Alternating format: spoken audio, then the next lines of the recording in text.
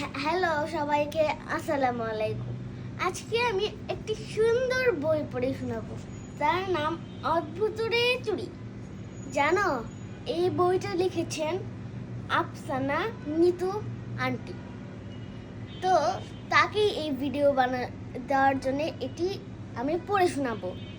তো ইনি আমাকে একটি অটোগ্রাফ দিয়েছেন, অনেক সুন্দর autograph.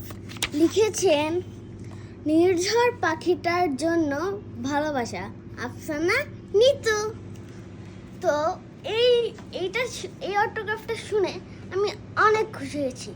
Thank you Afsana aunty.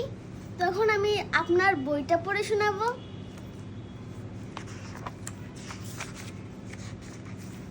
তো দেখি এই এক পেজ শুনে আমি আপনাকে বলবো যে আপনার কেমন লেগেছে। ভোর 6টা, অ্যালার্ম ক্লকের চেঁচামেচিতে আয়েশার সাধের ঘুমটা ভেঙে যায়।